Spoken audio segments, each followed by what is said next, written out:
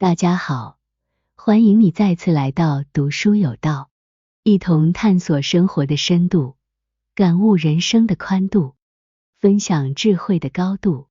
生活中时常会呈现出多种变幻莫测的局面，有时美好的事物会逐渐走向颓废，而那些不利的事情却最终可能催生出一番美好局面。当我们对一些事情百思不得其解时，不妨尝试暂时放手，待心境更为平静时，再以不同的视角去深思。尤其在面对困惑和问题时，逆向思维往往能带来意料之外的收获，为我们打开一扇通向解答的大门。换一个角度，转变思维方式，常常能帮助我们看到问题的本质，并从中发现新的可能性和机遇。这一过程会使我们更加深刻地理解，有时候事物的转变并不完全是消极的，反而可能蕴含着积极的力量。通过深入思考和不同的观点，我们可以学到更多，看到更广阔的世界，从而更加明智和成熟地去面对生活中的每一次挑战。今天我想与各位分享的是5个逆向思维的小故事，很短，却改变了很多人。第一个故事，在网络上流传着这样一个小故事。某晚，一名男子前往 ATM 机取款，然而在操作进行到一半时，机器突然出现故障，1万块的款项被扣除，但机器却没有吐出现金。男子迅速联系了银行的客服，客服确实记录了这一问题，但表示需要等到第2天才能进行维修。男子挂断电话后，心生一计，他使用附近的公用电话重新拨打了客服热线。这一次，他告诉客服说，在他取款时 ，ATM 机多吐了5000元。仅仅5分钟后，维修人员便匆匆赶到。此事让人深思，当一个问题仅仅关乎你个人时，很难得到他人的帮助。这在任何人际关系中都是如此。要想真正引起对方的关注和重视，光有诚恳的态度是不够的。真正的关键在于，要设法将你所遇到的问题与对方的利益相联系，这也是情理之中的事。因为大多数人只有在问题触及到他们个人的利益时，才会表现出积极性。第2个故事，父亲心爱的怀表失踪了，那表还颇为珍贵，因此他开始焦急地翻找，整个房间被搅得一片混乱，但怀表依然不见踪影。这样的情形令他更加恼火。儿子见父亲如此焦虑，便让他先做别的事，自己去找那只怀表。没过多久，儿子就找到了那块表。父亲惊讶地问，你是如何找到的呢？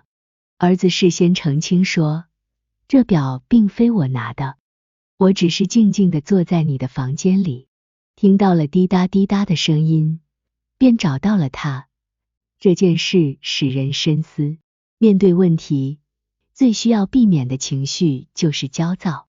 内心越是焦躁，人就越易犯错误。小问题就可能膨胀成大问题，小情绪会演变成大情绪。有时，只有让自己保持平静，我们才能更加冷静地面对问题，更加明智地做出决策。在平静的状态下，我们更容易发现答案，找到我们一直在寻找的东西。第3个故事，热气球上承载着3位来自不同领域的专家，一位环保学家，一位农学家，以及一位科学家。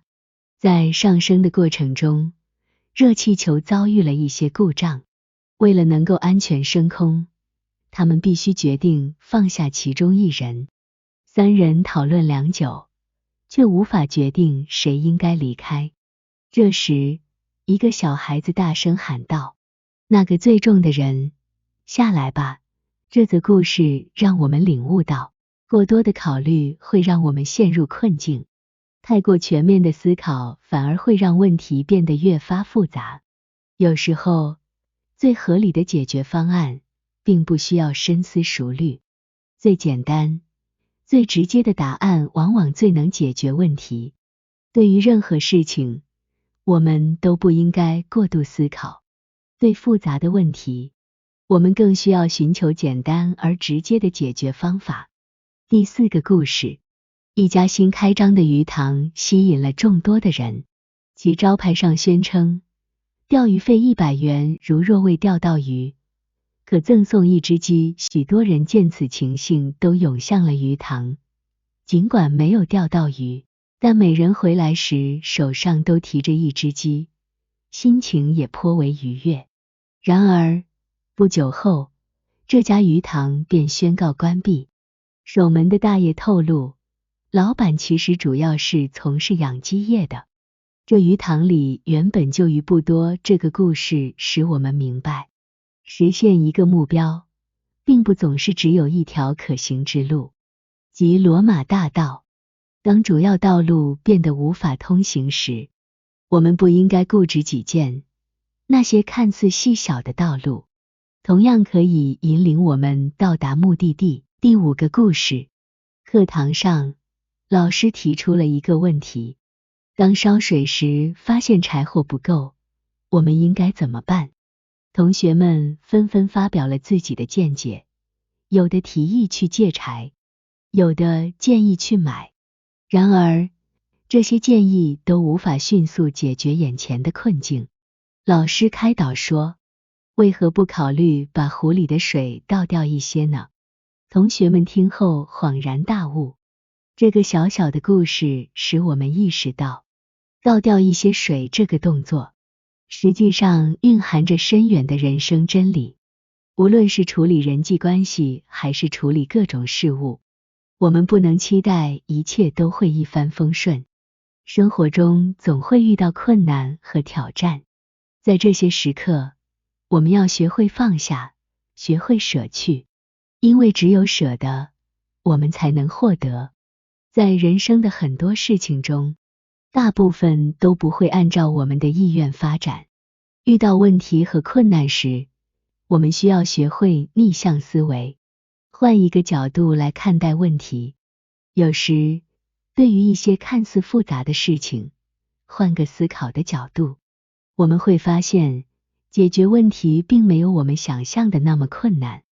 好了，这5个小故事，每一个都以其简练的篇幅和丰富的内涵，寄托着无尽的智慧。虽然它们各自的长度都不长，但我仍然希望它们能为你带来一些有价值的启发，引导你去思考更多关于生活和人性的问题。这些故事的意义不仅仅局限于字里行间，更在于通过这些故事，我们能够认识到一些生活中的真理，并通过实践去验证和体会这些真理。谢谢大家的观看，我们诚挚邀请您点击下方的点赞和订阅按钮。下个视频见。